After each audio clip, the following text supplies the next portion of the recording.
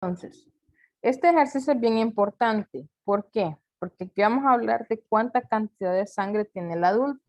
El adulto prácticamente tiene un volumen de la sangre que varía en cada individuo, que varía, que puede ser según el sexo, según la edad, pero el sexo es femenino o masculino, no van a pensar otras cosas, porque ya los veo hablando de otras cosas. Entonces, hablamos de sexo femenino o masculino, hablamos de la edad, en qué edad se encuentra el rango de este paciente, en el peso del paciente, si es un paciente obeso, si es un paciente delgado, y en la talla. La estatura del paciente tiene mucha influencia sobre el volumen total que se encuentra en la sangre.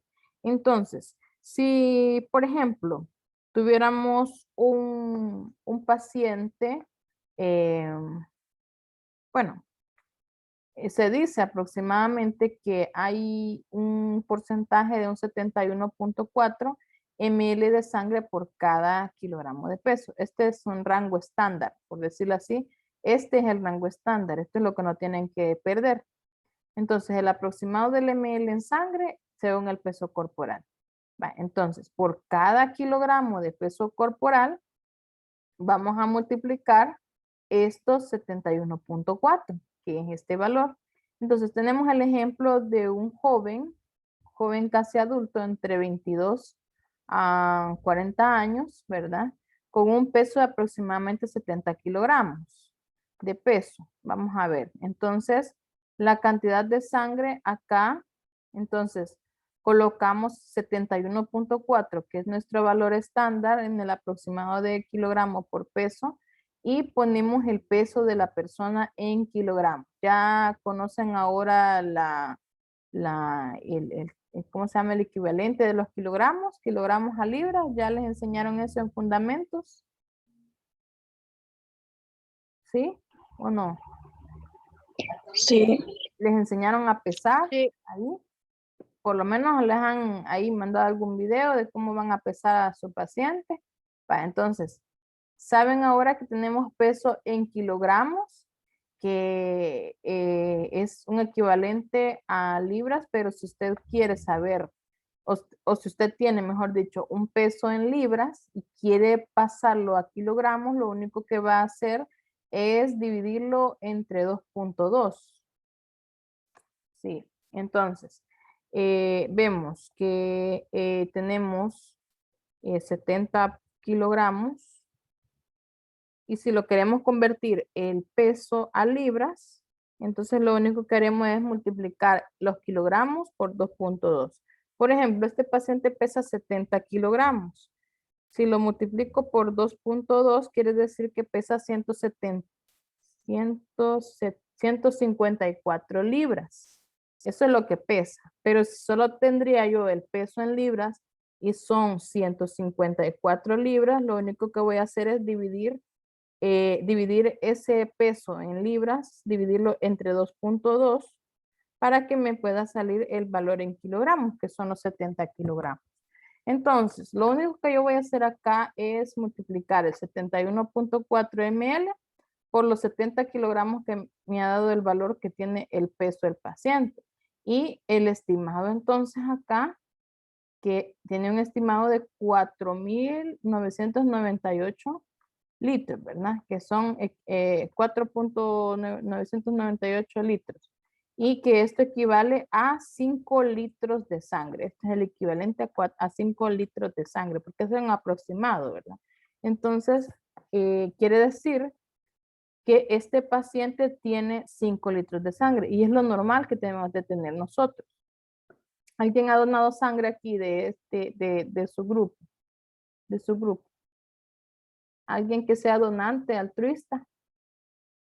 Yo. Daisy. ¿Cuántos litros le No, sacan de sangre? Nicole. Nicole. 360 y algo ml. ¿Cómo? 500 creo, si no me equivoco. No, 500 a 360 y 500. algo de ml. Sí. Ajá, casi 1 litro de sangre, ¿verdad? ¿Cuánto tiene un Sí. litro? ¿Cuánto tiene un litro de ¿Cómo? ml? ¿Cuántos ml tienen un litro? 1000. Un Como dijo litro. Otto, 1000 creo yo. 1000 creo yo. Entonces, bueno, le sacan medio litro, entonces, de ahí es de donde van a sacar plasma, plaquetas, ¿verdad? Para los pacientes. Entonces, usted puede sobrevivir ese día sin ese medio litro de sangre, ¿verdad? Aún podemos vivir con 4 litros de sangre, pero lo importante es que estas células, bueno, la sangre, mejor dicho, la sangre se vuelve a regenerar, o sea, esa no se queda así automáticamente. Falta sangre, vuelve a generar eritrocitos, glóbulos rojos, plaquetas, todo se vuelve a regenerar completamente. Bueno, entonces el ejercicio es cuánto pesa usted. ¿Cuántos kilogramos pesa usted o cuántas libras pesa usted? Vale, ahora lo que van a ustedes a hacer es que cuánto pesa. Lo va a multiplicar por 71.4. Pone 71.4 ml, que es el valor estándar del aproximado de sangre por kilogramo del peso. Ese es el valor estándar, lo va a multiplicar por su peso en kilogramos. Ahí dependiendo de qué valor tenga usted en kilogramos, eso es lo que usted va a hacer ahorita. Sobre los elementos figurados de la sangre. Bueno, pero antes se me había olvidado decirles que la medición exacta del volumen de sangre en el individuo es necesario cuando va a ser sustituida en el caso de una hemorragia, y podemos decir aproximadamente de cuántos litros ha perdido de sangre el paciente, y por eso es importante estimar cuánto pesa la persona, ¿verdad? Para poder sustituir la sangre o para poder sustituirla, mejor dicho, para poder transfundir. Para eso es importante saber esta conversión. Para eso es importante saber cuánto es que pesa la persona para poder hacer una transfusión. Además de otras características como el tipeo, ¿verdad? Que lo vamos a ver después. O en el caso de que hay un shock hipovolémico dirigido por alguna hemorragia, que se ven influidos entonces allí los valores anormales, o mejor dicho, los volúmenes anormales de la sangre. Y es importante que lo tomen en cuenta también, ya que la cantidad de grasa corporal va a modificar el volumen normal de la sangre. Esto quiere decir que mientras menos grasa tenga usted en el cuerpo, quiere decir que más sangre tendrá por kilogramo de peso. Puede ser que entre menos grasa haya más sangre y entre más grasa haya menos sangre, pero depende de cada individuo, depende también del sexo y depende de la talla y depende de la edad. Entonces, en las mujeres anda entre los 3.5 hasta los 5 litros de sangre, y en el hombre hasta los 6.5 litros, ¿verdad? Entonces, eso es importante saberlo, porque es importante saber cuánto se le va a transfundir. Y entonces vamos a mencionar sobre los elementos figurados de la sangre. Se utiliza ese término así como está en el enunciado, porque para poder indicar los diversos tipos de células sanguíneas y fragmentos que se encuentran suspendidos en el plasma, ¿verdad? ¿Y cuáles son estos? Pueden ser los glóbulos rojos, o llamados también eritrocitos, glóbulos blancos, que son los leucocitos, y las plaquetas. Entonces, si hablamos un poco de los glóbulos rojos, entendamos que los glóbulos rojos son las células rojas sanguíneas. Estas que ven en la imagen son los glóbulos rojos y son células sanguíneas, o también llamados eritrocitos, que provienen del griego eritro, que significa rojo, y citos, que son células, o sea que son las células rojas sanguíneas. Son con un aspecto como cuerpos redondos, como lo pueden ver en la imagen, y un poco bicóncavos, como tienen esta curvatura, pues se les llama bicóncavos. Y estos pues no son una célula, sino que, o sea, los glóbulos rojos no son células porque en su forma madura carecen de núcleo. O sea, se les dice que son células rojas, pero en realidad no son células. porque ya cuando llegan a la etapa adulto se le puede decir, a la etapa madura, ¿verdad? Ellos no tienen núcleo, por eso no son células. Estos se pierden durante el proceso de la maduración en la médula ósea. ¿Y a dónde encontrábamos la médula ósea? ¿A dónde?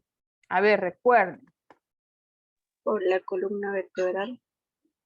Sobre la columna, médula ósea. Yo no le estoy hablando de médula espinal.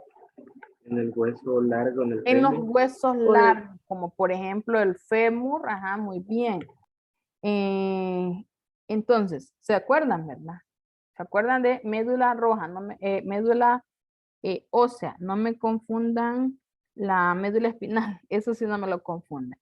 Y bueno, como les dije, en la médula ósea, ahí es donde se da el proceso de la formación de los eritrocitos, que se llama eritropoiesis. La eritropoiesis no es más que el proceso que corresponde a la generación de los eritrocitos, o sea, de la formación de los glóbulos rojos y que tiene una duración aproximadamente de 5 días.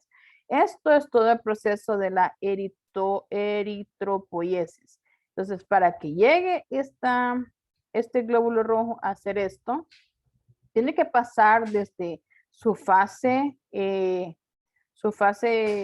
inicial, que se le llama hemocitoblasto, que es la célula madre, que está dentro de la médula ósea, ¿verdad? Y entonces después se convierte en proeritroblasto y consecutivamente pasa a ser después a ser un eritroblasto. Consecutivamente llegaría a ser un normoblasto y en esta fase final se llamaría reticulocito. Al ser reticulocito ya pasa a la sangre periférica y se convierte en eritrocito.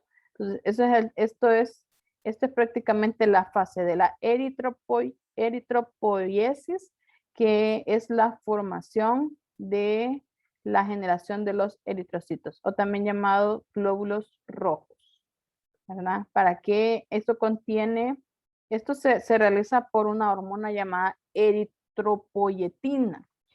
¿Cuál es esta hormona? Es la hormona fisiológica encargada de regular ¿el qué? La eritropoiesis, que también es secretada en el parénquima renal. O sea, esto es a través del parénquima renal, o sea que se va desde el riñón, ¿verdad? Y se va hacia la sangre. Desde el riñón se va hacia la médula ósea, ¿verdad? Para poderse formar en la médula ósea un glóbulo rojo, ¿verdad? Que comienza de esta fase y para terminar finalmente en la sangre formándose los eritrocitos. En el hombre adulto posee aproximadamente 5 millones de eritrocitos y entonces quiere decir que esos 5 millones de eritrocitos son por ml de sangre y en la mujer son aproximadamente 4,5 millones de ml de sangre que se poseen, ¿verdad? De esos eritrocitos en la sangre por cada ml de sangre. Eso lo recuerden muy bien. Vale. En el hombre son aproximadamente 5 millones por ml de sangre y en la mujer son 4,5 millones por ml que contiene de los eritrocitos en cada ml de sangre. Cada uno de estos eritrocitos tiene una vida media de 80 a 120 días.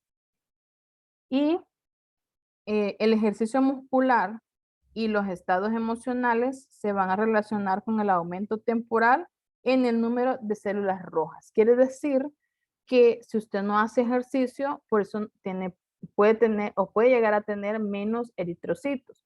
Una persona que está acostumbrada a hacer mucho ejercicio o se mantiene en ejercicio de todos los días, entonces puede llegar a tener sus valores normales, se puede decir, o sus valores aumentados también de eritrocitos, pero que se mantengan siempre como en un término normal. No quiere decir que se van a aumentar demasiado.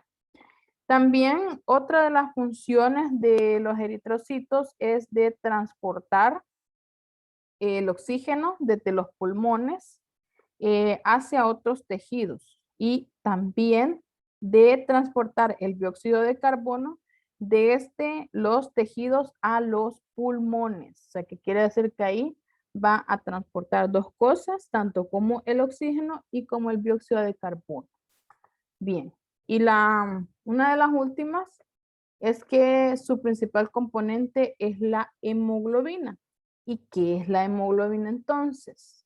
La hemoglobina no es más que una sustancia que la contienen esos eritrocitos y que la función principal de la hemoglobina es la de transportar el oxígeno.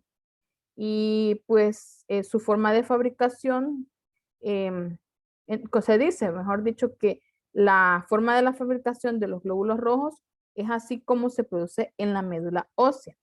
Y cada uno de esos eritrocitos, cada uno de estos eritrocitos, cada uno de estos glóbulos rojos contiene aproximadamente 280 millones de moléculas de hemoglobina.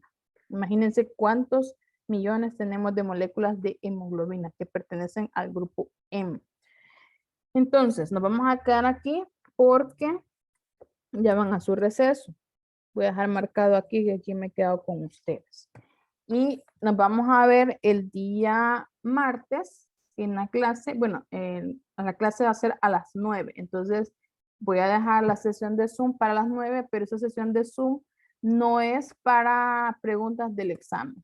Entonces, ya ustedes